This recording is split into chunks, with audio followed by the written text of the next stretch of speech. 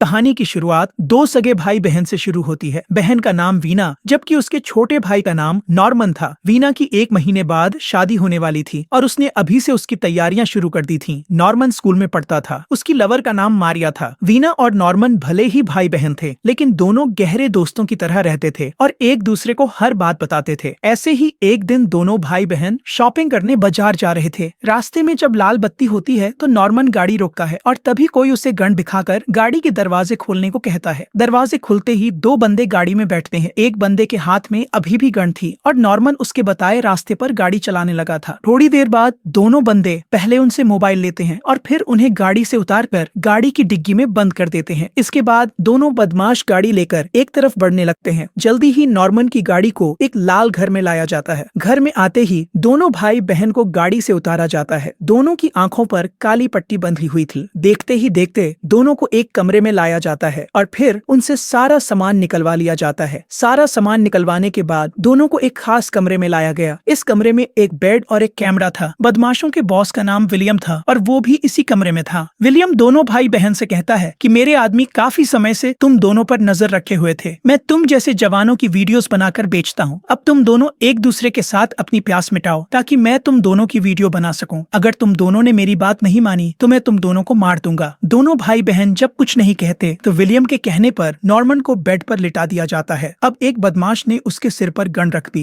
Norman को gun के निशाने पर देखकर वीना रोने लगी, जिसके बाद विलियम उसे दूसरे कमरे में लाता है। दूसरे कमरे में आकर विलियम उसे समझाने लगा कि तुम्हें मेरी बात मान लेनी चाहिए वरना मैं पहले तुम्हारे भाई को मारूंगा और फिर तुम्हारी गुफा लूटकर तुम्हें भी मार दूंगा। उधर एक बदमाश ने नॉर्मन को ताकत की गोली दे दी थी ताकि वो बेड पर जलवे दिखा सके। दूसरी तरफ वीना ने विलियम की बात मान ली थी। अब वीना को नॉर्मन के पास लाया जाता है और विलियम के कहने पर दोनों भाई बहन पानी निकालने लग जाते हैं। पूरी रिकॉर्डिंग करने के बाद दोनों को फिर से गाड़ी में डाल लिया जाता है और फिर एक वीरान सी जगह पर छोड़ दिया जाता है। दोनों भाई बहन सही सलामत घर तो पहुंच गए थे लेकिन दोनों के साथ जो हुआ था उसकी कोई कल्पना भी नहीं कर सकता था। अगले दिन नॉर्मन मन मारकर पहले नाश्ता करता है और फिर उसका पिता उसे स्कूल छोड़ आता है। उधर वीना अभी भी अपने कमरे में थी। शाम होते होते नॉर्मन घर आ गया। उसकी माँ उसे बताती है कि तुम्हारी बहन पूरा दिन कमरे से बाहर नहीं निकली। रात को वीना अपने कमरे से बाहर निकलती है और बाहर निकलकर अपने लवर सैम से मिलती है। वीना सैम से ही शादी करने वाली थी। दोनों इस समय एक कैफे में बैठे थे। वीना कुछ सोचकर उससे कहती है कि मैं तुमसे शादी नहीं कर सकती। उसकी बात सुनकर सैम हैरान हो गया। सैम उससे ऐसा करने का कारण पूछता है लेकिन वीना उसे कुछ नहीं बताती और चुपचाप अपने घर वापस आ जाती है। अगले दिन नॉर्मन भी खोया खोया रहता है और वो अपने दोस्तों से भी ज्यादा बात नहीं करता। दोनों भाई बहन जब भी घर में होते थे तो एक दूसरे से नजर भी नहीं मिलाते थे। वीना ज्यादातर समय अपने कमरे में ही बिताने लगी थी जबकि नॉर्मन रोज स्कूल जाता और स्कूल से आकर वो भी अपने कमरे में ही पड़ा रहता। ऐसे ही एक दिन वीना एक मनोचिकित्सक के पास आती है। इस डॉक्टर का नाम ईवा था और वीना उसे पूरी घटना बताती है। रात को सैम वीना के पास आता है ताकि उससे शादी ना करने की वजह जान सके। इस बार भी वीना उसे कुछ नहीं बताती और उसे भगाकर सो जाती है। सैम वीना के पिता से भी बात करता है लेकिन उसे भी नहीं पता था कि वीना शादी क्यों नहीं करना चाहती। अगले दिन वीना के पिता का जन्मदिन था इसलिए पूरा परिवार पार्टी करने बाहर जा रहा था। रास्ते में दोनों भाई बहन कोई बात नहीं करते, यहाँ तक कि दोनों एक दूसरे को पूरा नजरअंदाज करते हैं। पार्टी में दोनों के माता पिता तो पूरी मस्ती कर रहे थे लेकिन ये दोनों चुपचाप ही रहते हैं। ना तो वीना नॉर्मन से बात करती है और ना ही नॉर्मन कुछ बोलता है। रात को पूरा परिवार पार्टी कर वापस आ जाता है। अगले दिन वीना फिर से डॉक्टर ईवा के पास जाती है। वीना से बातें करते करते वो उससे पूछती है कि क्या तुम्हें अपने भाई के साथ मजा आया था। उसकी बात सुनकर वीना कुछ नहीं बोलती, जिसके बाद ईवा उसे नॉर्मन को भी साथ लाने को कहती है। कुछ देर बाद वीना घर लौट आई थी। वो नॉर्मन के पास जाकर उसे सब बताती है कि मैं डॉक्टर ईवा की मदद ले रही हूँ ताकि रिकॉर्डिंग वाली घटना को भूल सकूं।